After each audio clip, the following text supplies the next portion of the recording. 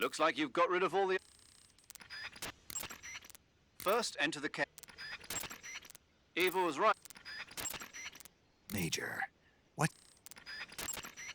Snake, your #1 priority. Snake, I heard you got a scientist to... Snake, camouflage. Major, Yes? I was just wondering, why do they call you Zero? What do you mean? We go back a long ways, but I just realized I never asked you why you're called Zero. You want to know where it comes from? Yeah, if that's all right. That's a bit nostalgic, really. Nostalgic? The first British intelligence outfit was established in 1909. The head of the Foreign Intelligence Division was a man named Mansfield George Smith Cumming. He was referred to simply as C after the first letter of his last name. Since then, out of respect for Cumming, the heads of the SIS have traditionally taken the name of C. And James Bond's boss is called M. That's right. I myself was once known as O. And that's where Zero comes from? Precisely. In another sense, though, it signifies a ghost, one whose true identity must remain a mystery, the primogenitor of the solo sneaking operation. Is that so? Snake, this is a Snake, the food you catch. You got some instant noodles? I see you've got yourself a... That area is home. Snake, there are rats. That area is home to the...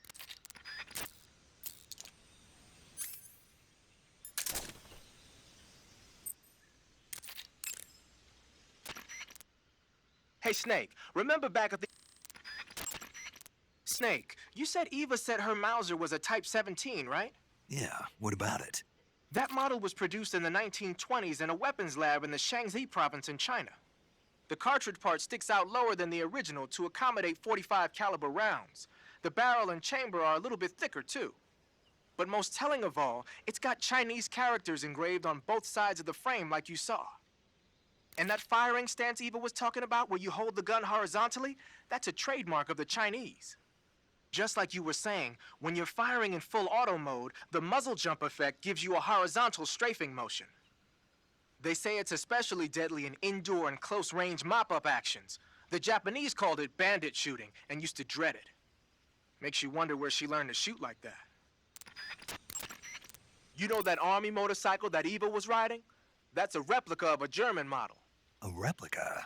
Yeah. After World War II, the Soviets confiscated an entire assembly line from a German motorcycle factory, machines and all. And then they took it back with them and started producing replicas? Exactly. Originally, that motorcycle was designed to be used with a sidecar attached. That means it's got enough power to drag a 200-plus pound sidecar around. So that's how she could pull off all those crazy stunts.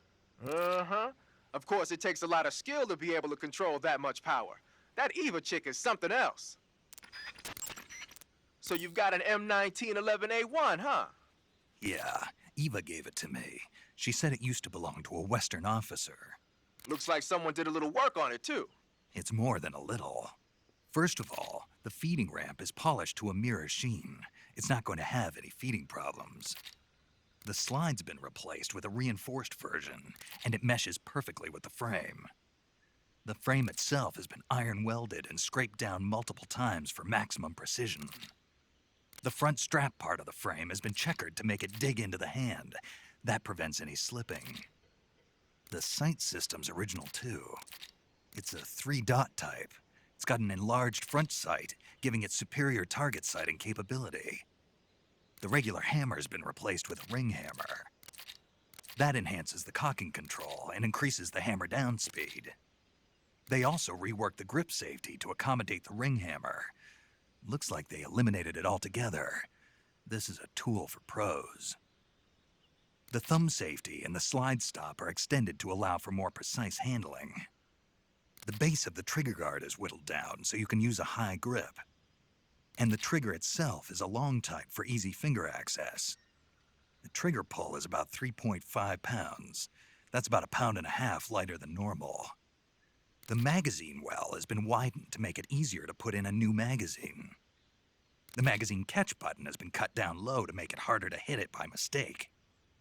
The mainspring housing has been changed to a flat type to increase grip, and it's even been fitted with stepping so it doesn't slip from the recoil when firing. On top of that, they added cocking serrations to the front part of the slide. That lets you load and eject cartridges faster in an emergency. Whoever did this is a professional. No question, this thing could shoot a one-hole at 25 yards in a machine rest. Well, I'll be damned. That's some gun. Yeah, I've never used a weapon this fine in my life.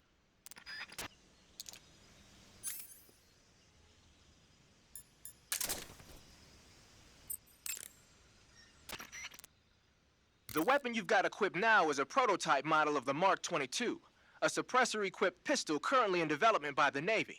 It's been modified to act as a tranquilizer gun. The Mark 22 is a heavily modified special ops version of the M39 pistol used as a sidearm by the SEALs. Probably the biggest change from the M39 is that it's got a longer barrel, which allows it to be equipped with a suppressor. And it uses a slide lock mechanism. That makes it a lot quieter, but it also means you have to load a new round into the chamber by hand every time you fire. It's also fitted with tall, adjustable sights, so you can use the front and rear sights to line up your shot, even with a suppressor attached. Looks like they got rid of the magazine safety, too. Good eye. That feature wasn't too popular with guys like you who know their guns. The shear release lever's been taken off as well, meaning the hammer won't fall even with the safety on. So I can just cock and lock. That, and you get the added bonus of not having any mechanical noise from decocking, even with the safety on. The perfect pistol for a sneaking mission, huh?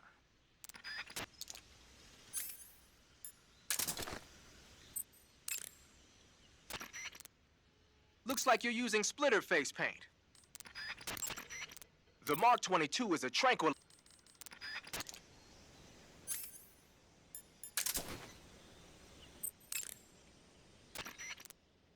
Thinking of using a smoke grenade, huh?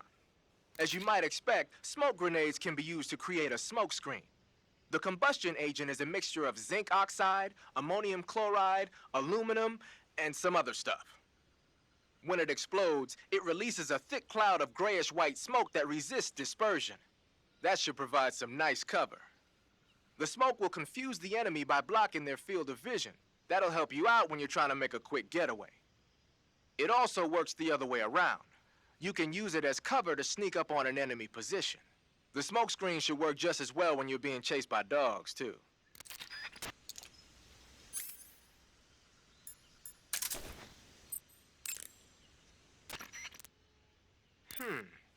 I've never seen a grenade like that one before.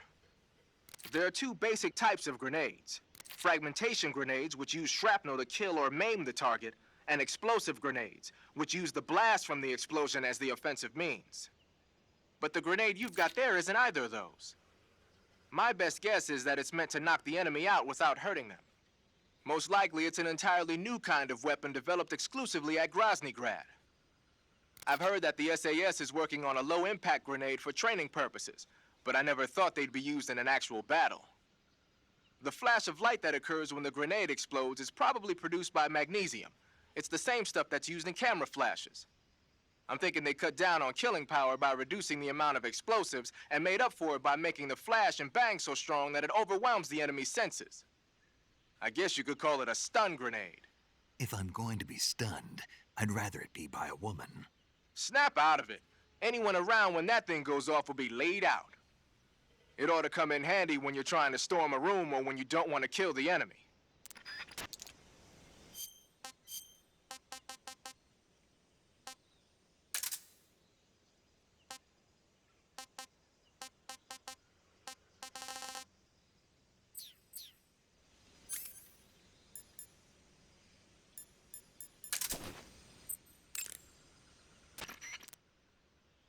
You're thinking of using a white phosphorus grenade. Like the name says, a white phosphorus grenade is one that uses white phosphorus to create an incendiary effect. White phosphorus grenades were used by the U.S. military during World War II. Back then, they were known as Willie Pete's, after the first two letters of white phosphorus. The one you've got there is probably the exact same thing. White phosphorus is a white, waxy substance that spontaneously combusts when it reacts with oxygen. The combustion temperature is over 5,000 degrees Fahrenheit. Any human targets within the area of effect when it explodes are gonna get seriously burned. Just make sure you don't accidentally set yourself on fire. If your body does catch on fire, either plunge into some water or take off the burning clothes and put on new ones. Rolling repeatedly should put the flames out pretty quick, too.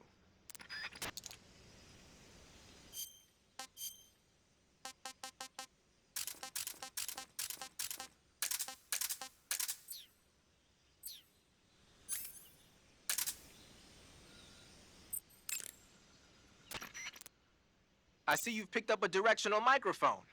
The directional microphone is exactly what it looks like, a listening device. When you equip it with the aim button, the mic will pick up sounds in whatever direction you point it in. The directional microphone will let you hear a lot of things you couldn't hear otherwise, like really soft noises and the footsteps of faraway enemy soldiers. You ought to find it useful when you want to know whether there's an enemy on the other side of the woods or something. Try it out.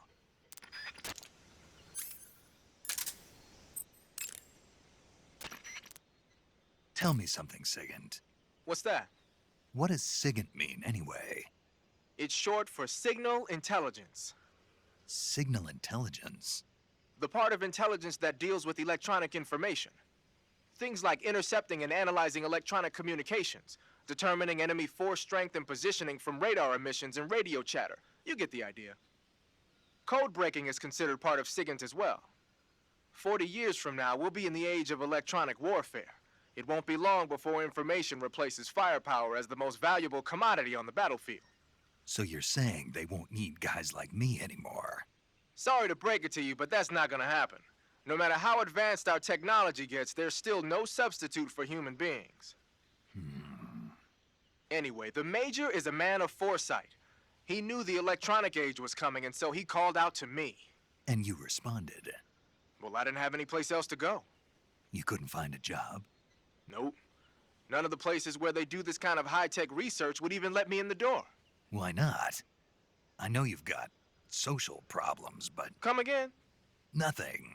I mean, someone with your talent ought to be able to... Yeah, well, maybe it has something to do with the fact that I'm black. The Major, though, he doesn't care about what color you are. I've never met anyone like him before. He's different, you know? Oh, yeah, I know. I don't think racism's gonna go away even in the 21st century. But I want to work with computers and use them to bring people closer together. In the digital world, it doesn't matter whether you're black or white, American or Russian or whatever. Everybody's gonna be the same. That's what I think. Ah, you got yourself some claymores. The M18A1 Claymore is a new type of anti-personnel directional mine developed in the U.S. after the Korean War. The gently curved casing is packed with 1.5 pounds of high-grade explosives. The side facing the enemy is lined with 700 steel ball bearings. So when the mine explodes, the ball bearings simultaneously burst out of the casing. Anyone in the kill zone, be he friend or foe, is instant Swiss cheese. The mine is triggered by an electric detonator. Apparently, the detonator's got some kind of special motion detector built in. Yeah. When the mine is planted, it reacts to anything that comes close and automatically explodes. Just make sure you don't trip your own mine or something stupid like that. I'll be careful. You can pick up a planted claymore by crawling over it. Mines planted by the enemy can also be picked up in this way. So if you come across a minefield, it's a good idea to crawl through it and pick up the mines. What are they doing making minefields out of Western mines anyway? They're probably doing field performance evaluations on mines they either captured or stole from the West. The structure of the claymore isn't actually all that complicated. They must be learning a lot about them. It might not be long before we start seeing Claymoresque mines.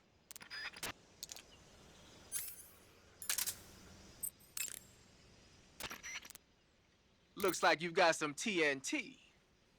TNT is short for trinitrotoluene, a pale yellow crystalline compound made from a trinitrified mix of nitric acid and sulfuric acid. It's used throughout the world as a military explosive. It has a low sensitivity and is chemically stable, making it easy to handle. It's also got a low melting point and can easily be shaped by boiling or steaming it.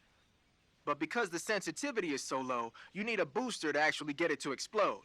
No problem. It came with its own remote control detonator. Good. Then all you have to do is the map screen. Take warning though, the radio signal for the detonator is pretty weak. Don't forget that it can only set off TNT that's planted in the same area.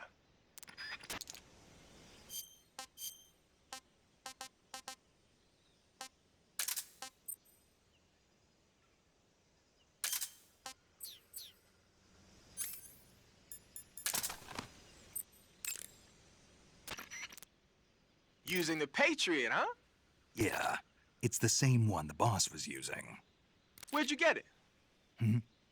I said, where'd you get it? Sigint, don't get worked up over details. What? Whatever. Anyway, the Patriot is a one-of-a-kind sidearm made especially for the boss. It's basically an XM16E1 with the barrel cut short and the stock taken off. The idea was to create a large pistol that combined the feel and quick handling of a handgun with the force of a rifle. But with a barrel that short, the recoil is unbelievable. It's tough to aim, but it more than makes up for it in firepower. From the looks of it, it's fitted with a 100-round drum magazine. And it never runs out of ammo? Never. Why is that? Because the internal feed mechanism is shaped like an infinity symbol. Ah, I get it. Yep, that'll give you unlimited ammo.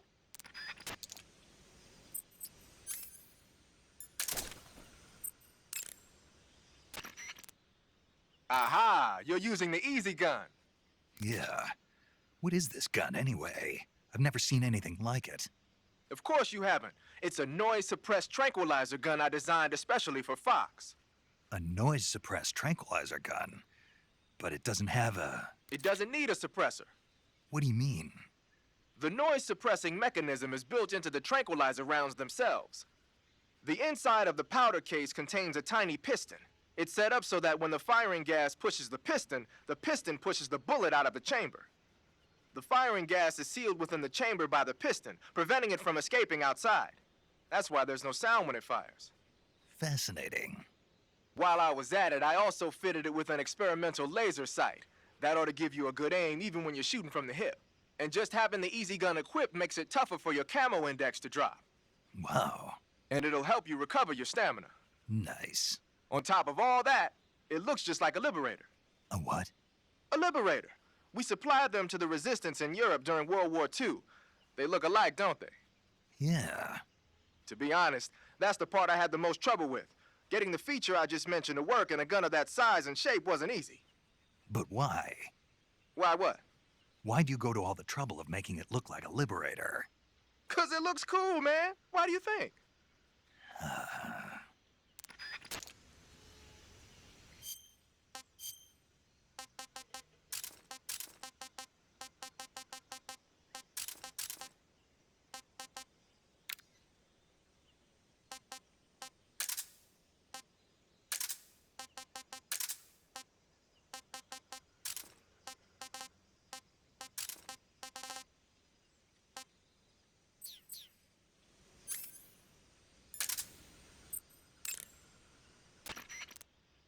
Snake, you smoking a cigarette? It's not a cigarette. It's a cigar.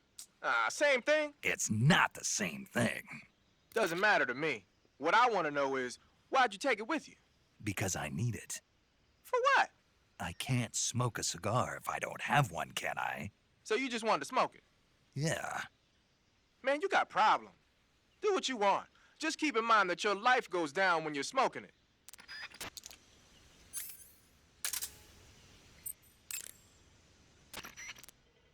Got some life medicine, huh? Life medicine is... Life medicine is a drug recently developed by the Soviet Union for use in battle.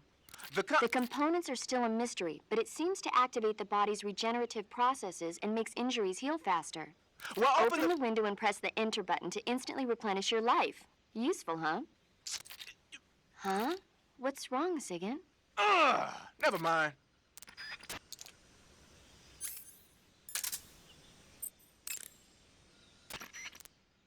What you got there, Snake?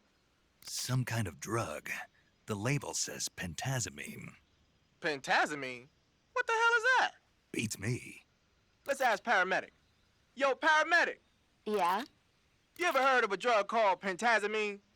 Yeah, it's an anti-anxiety drug related to benzodiazepine. It's a minor tranquilizer used to treat things like depression, autonomic ataxia, and aporioneurosis and things like that.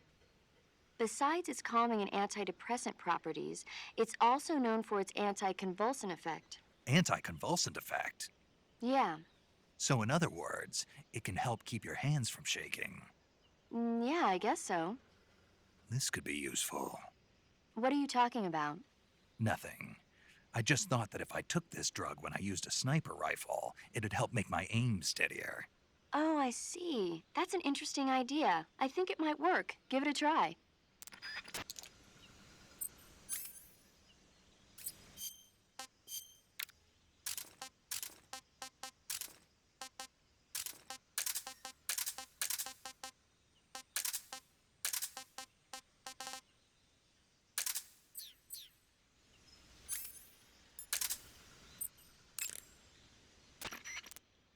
When you fire, continue.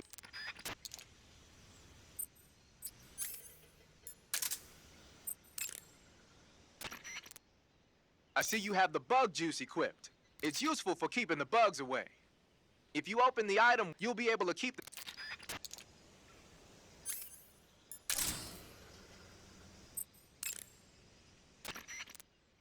the camo index displayed on the screen. When you fire,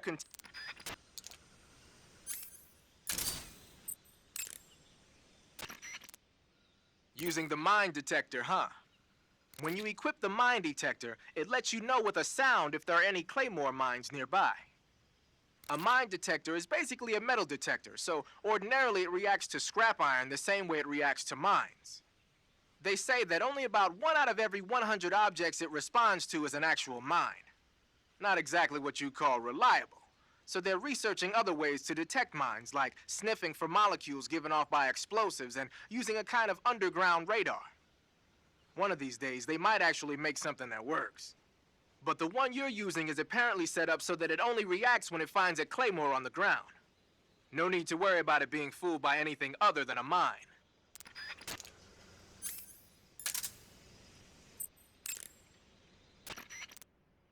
Looks like you're using splitter face.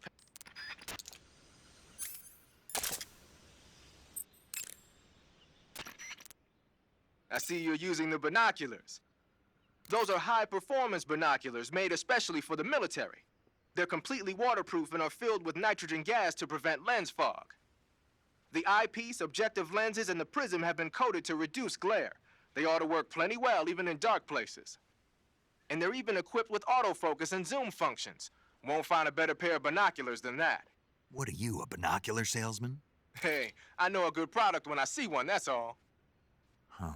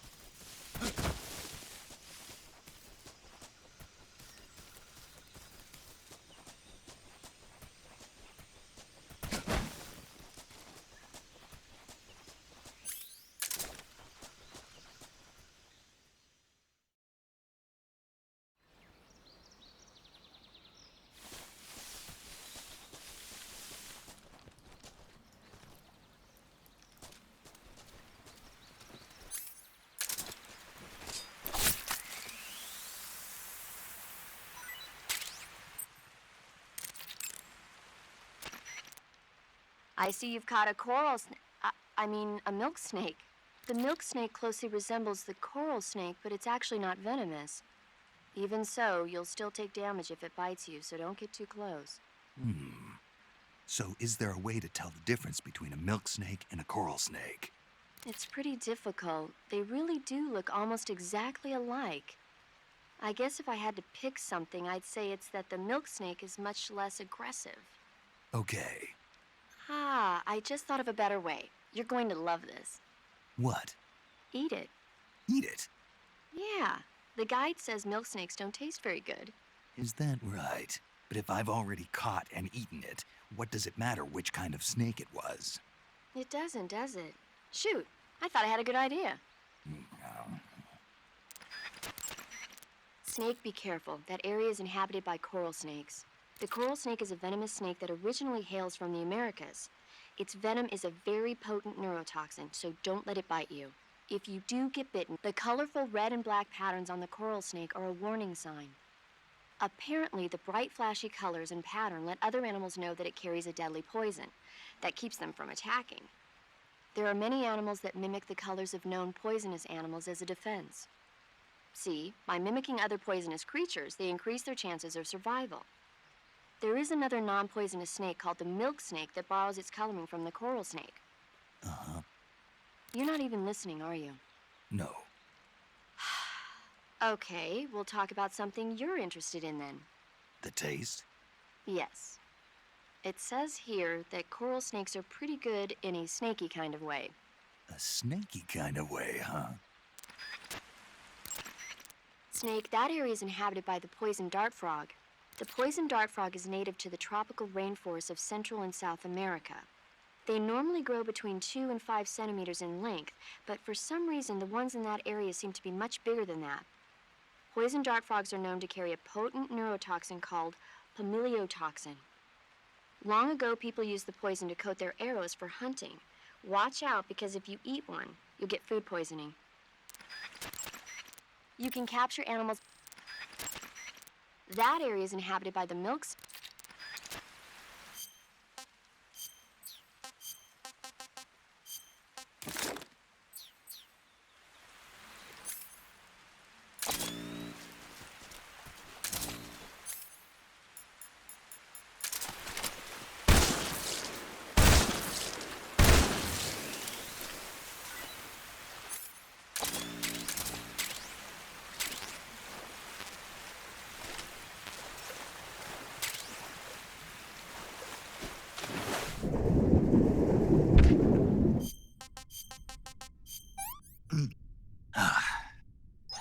Not too bad.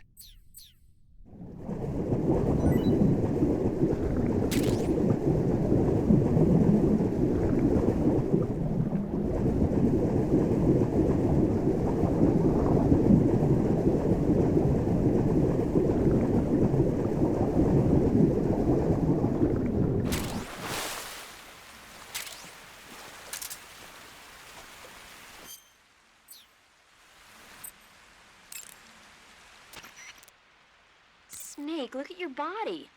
Yep. Looking good. Not there. Then where? See the leeches? Leeches? Yeah, you've got leeches all over you. Leeches will sometimes attach themselves to you if you spend a long time in the water or the swamp. When you've got leeches on you, they'll suck your blood, causing you to lose stamina. You should get rid of them as soon as possible. To get rid of leeches, go into cure in the survive, or if you use the insecticidal bug juice ahead of time, the leeches won't bother you as long as the bug juice is in effect.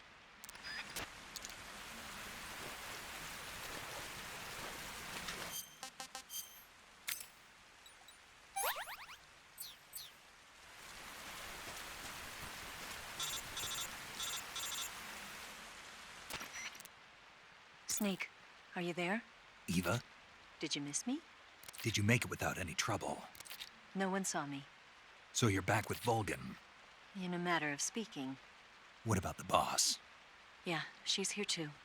Better be careful. Thanks, I will. The boss and I get along pretty well, though.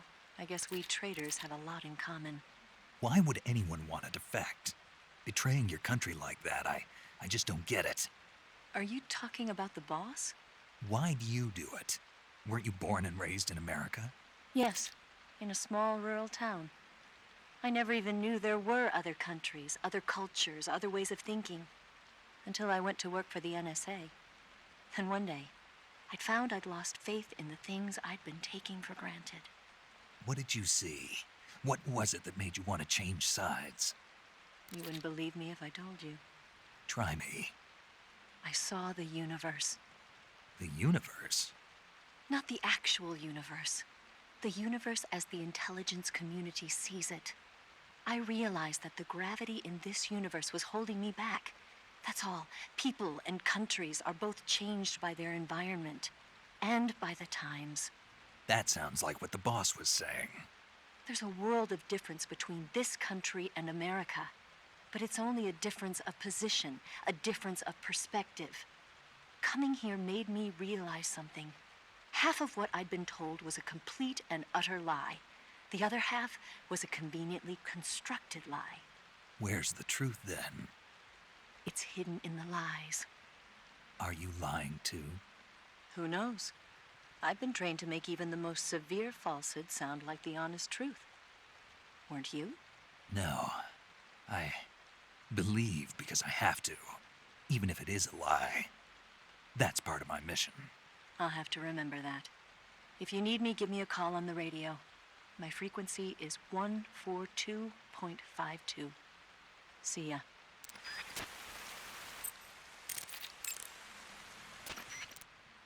That area is known as Chorny Prud. The name means something like the Black Shore in Russian. It got its name from the deep swamp that covers the area.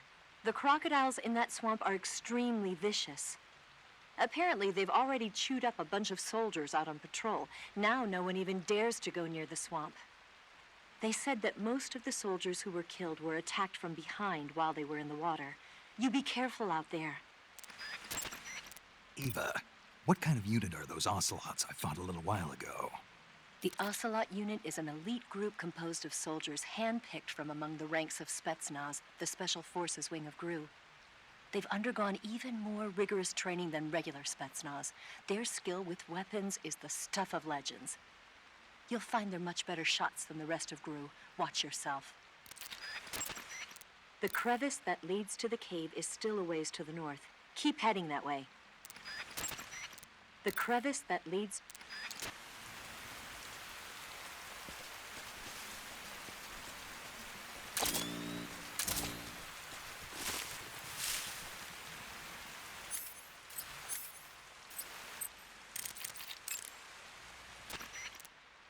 That swamp seems pretty deep. It's probably deep enough to dive underwater and swim around. Press the crouch button. Snake, you'll be helpless if a crocodile attacks you in the water. You can't see behind you when you're swimming. So if you're in a crocodile-infested swamp, keep an eye on your 6. Also, by using your sensors, you should be able to detect crocodiles before they get too close.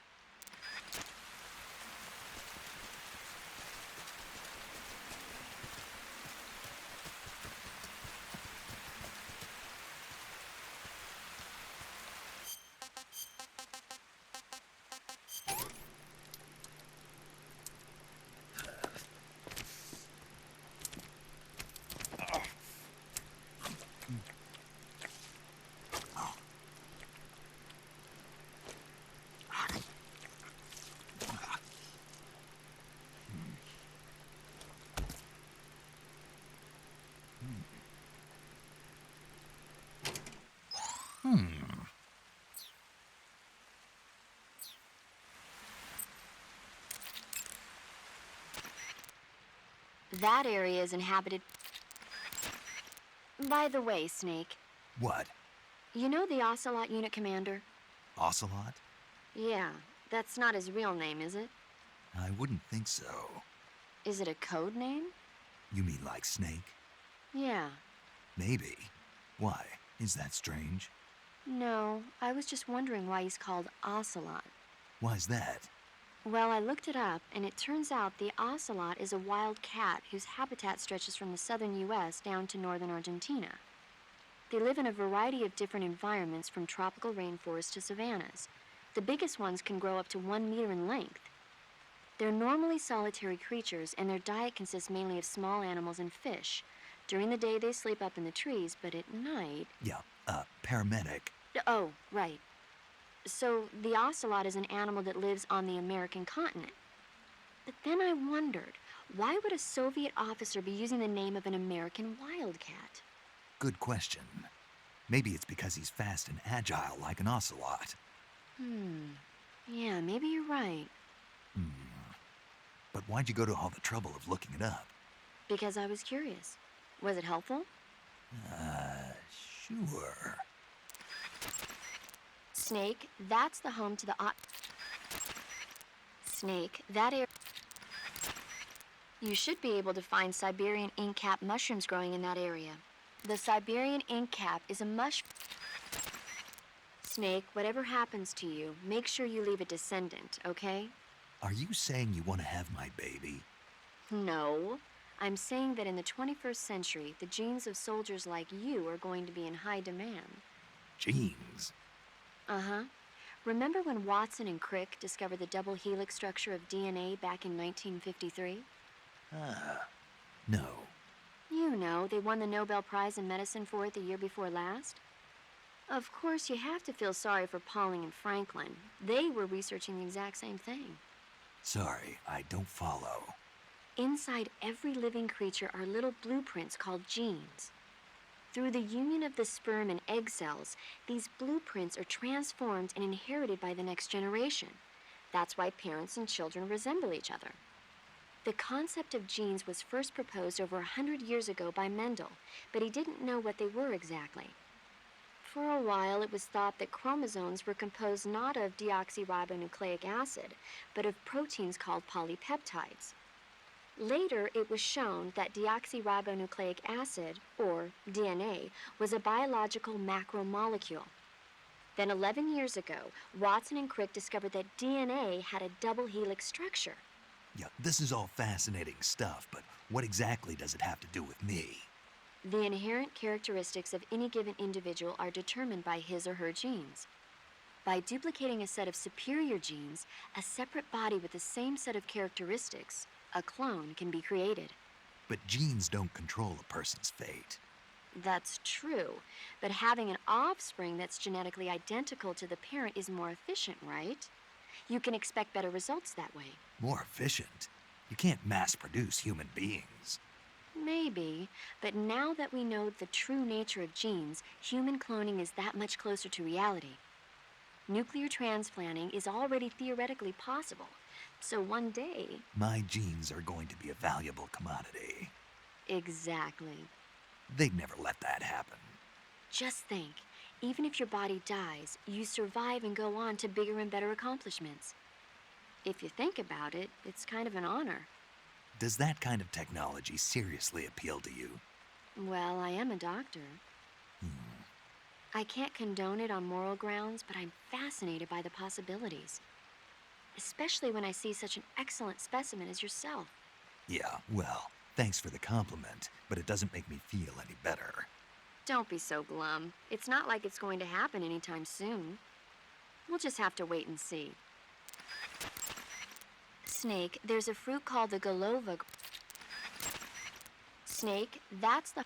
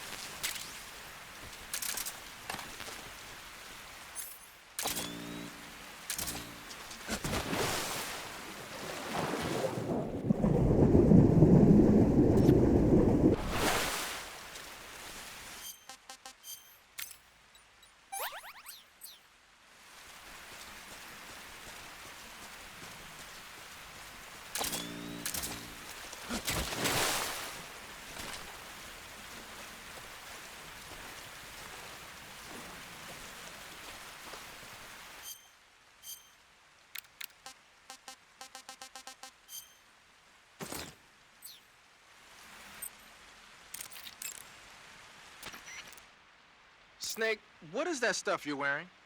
I don't know. It's called Gakko camo, whatever that means. What? Paramedic? You've never heard of Gakko. Nope. Never. You must live in a cave or something. Well, excuse me. By the way, Snake, that outfit is really killing your camo index. Unless you want the enemy to see you, I suggest you change your clothes as... Why? Why? Because his camo index is... Camo index, schmamo index. Hold on now. He's wearing the Gakko suit. Why? Because it looks cute. Snake, talk some sense into her. What's wrong with being cute? Am I the only normal person around here?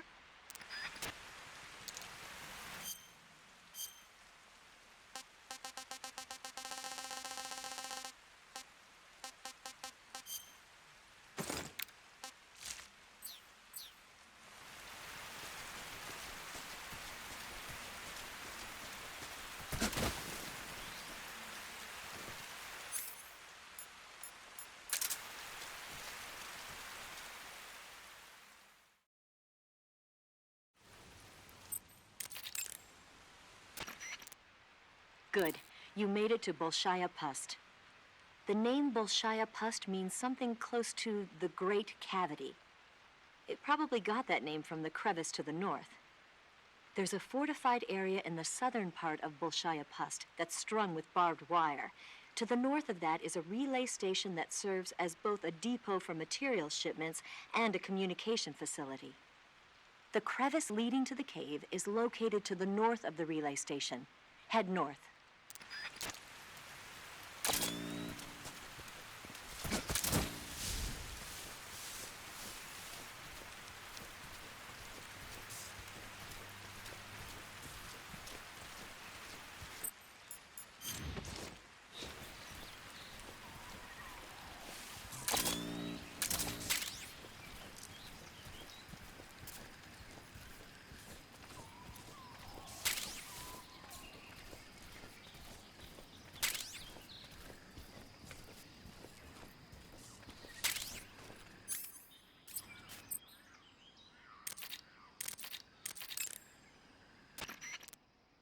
That area is reportedly planted with claymore mines.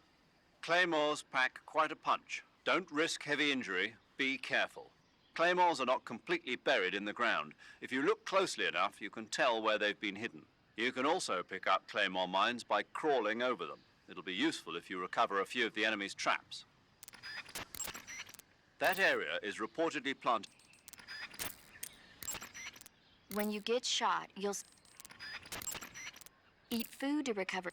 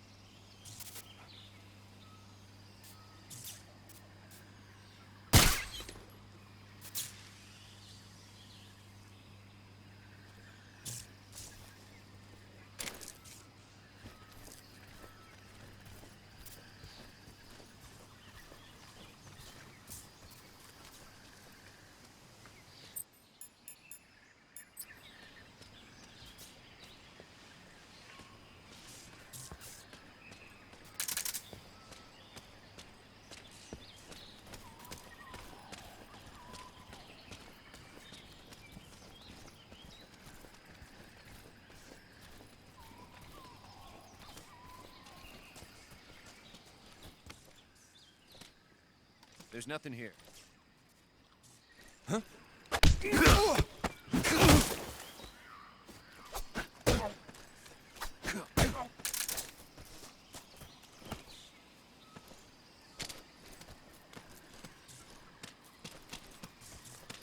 The enemies? No, wait!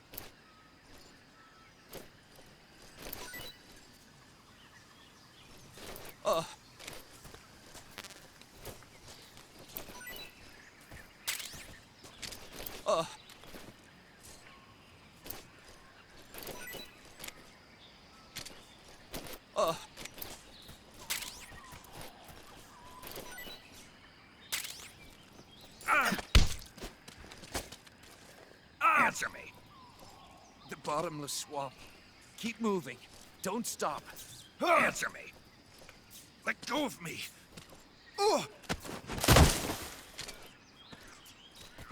Freeze.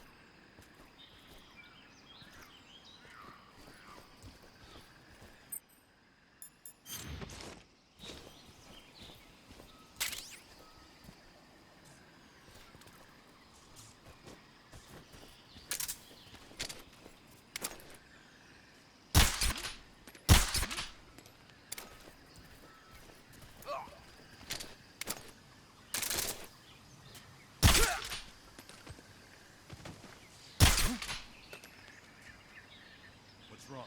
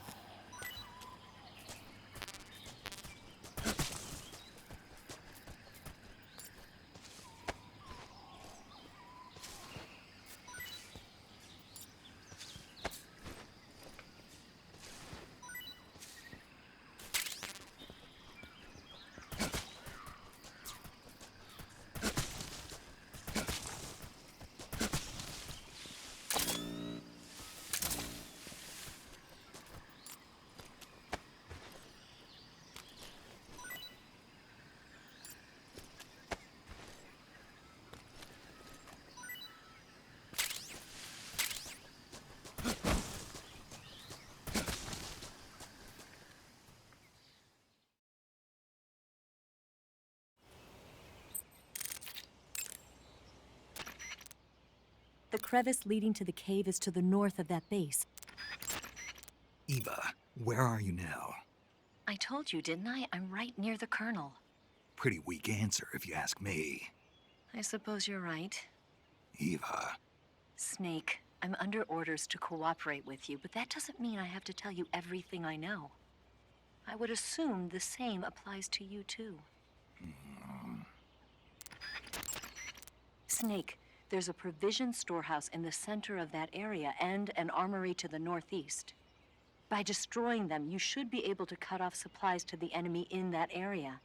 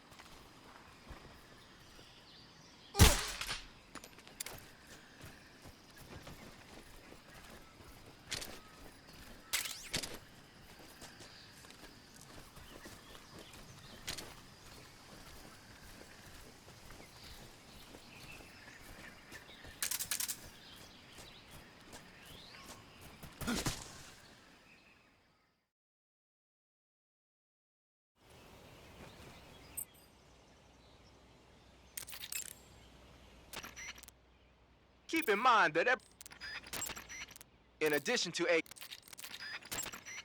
the camo index.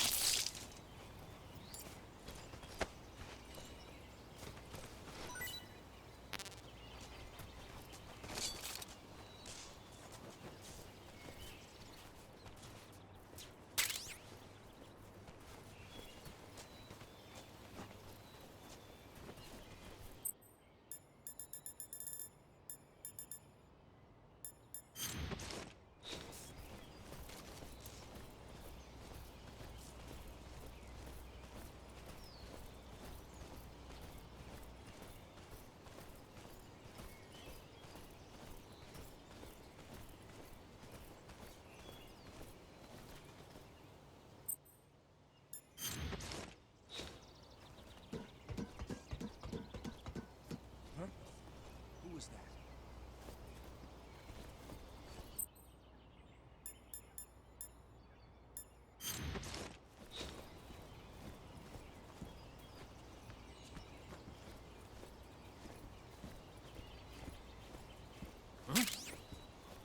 What's that?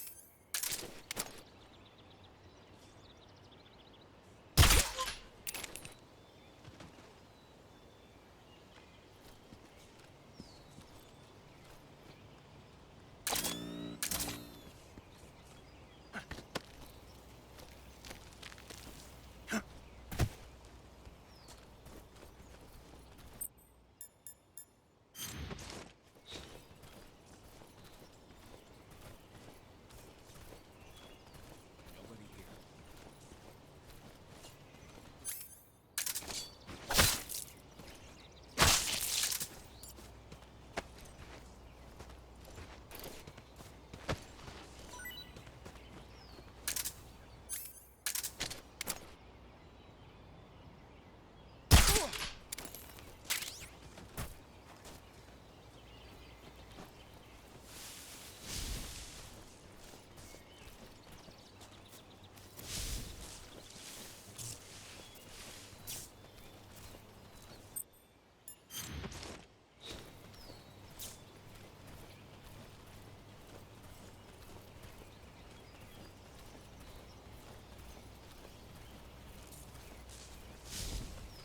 I think I saw some.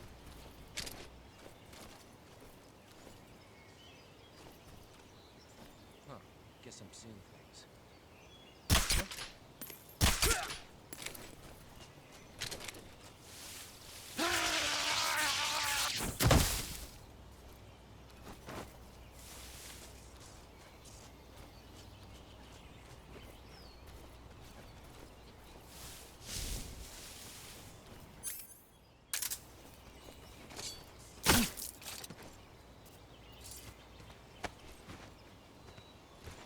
Huh?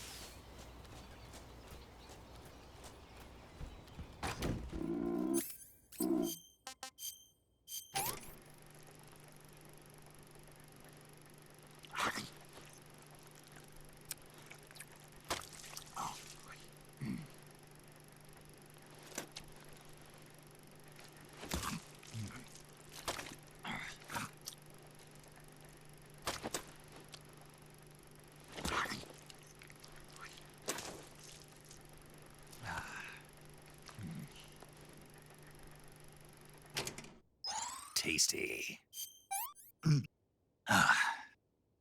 Not so great.